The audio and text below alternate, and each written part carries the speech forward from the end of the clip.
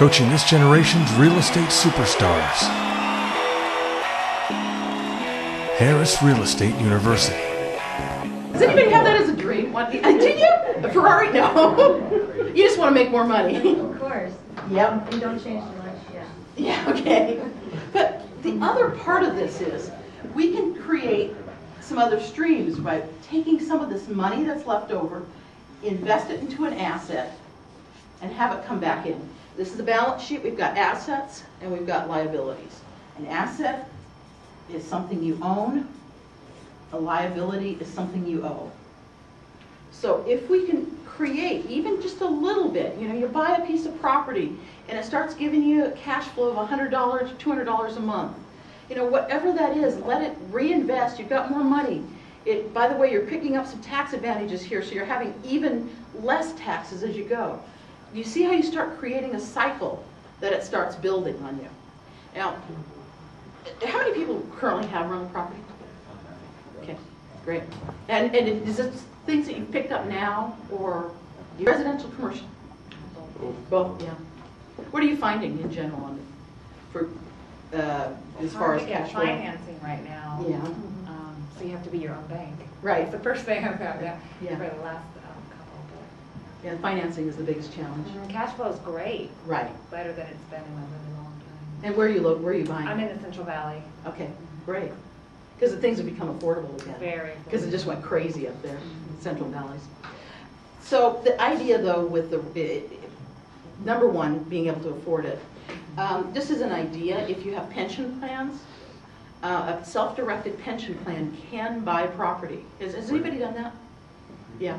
So, and did you get financing with it, or did you just No, buy I kept it free and clear. Yeah. That way you don't have any problems with it. Right, yeah. It is harder. In fact, it might even right now be impossible to get a loan on a pension. I'm not sure. We were able to do it like 3 or 4 years ago, but everything's gotten a little crazy since then. But Does it have to be free and clear? I was told it does. It didn't used to be, and I don't know about, you mean as far as finding loans? Self-directed IRA thing. Are you thinking from the IRA rules, or do you mean?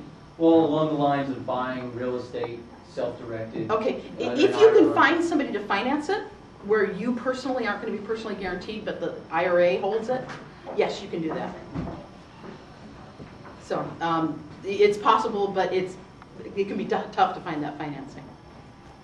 Yeah, so, okay, I just want to talk a little bit more about the idea of this conversion. One of the biggest things, and probably as we talk about the internet and social media and whatnot, there's a lot of opportunity that you have to educate people.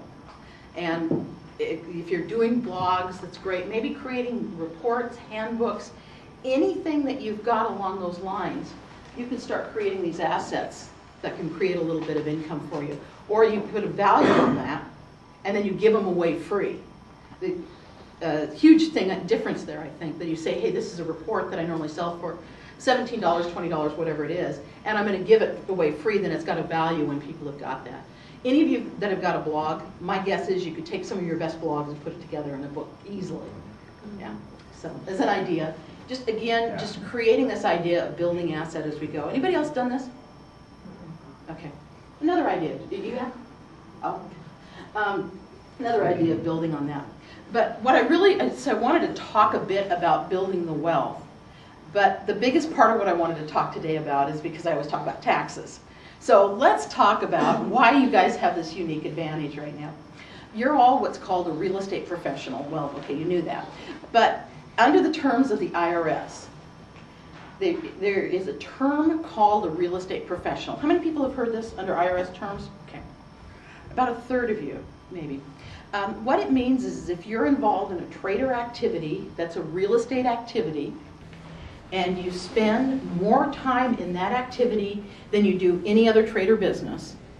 So if you have another full-time job, 40 hours a week, you need to spend 41 hours a week at least doing the real estate activities. You meet number one test, and number two, you have a minimum of 750 hours a year. Then you qualify as what's called a real estate professional under the IRS rules. For free daily coaching, go to timandjulieharris.com. Harris Real Estate University.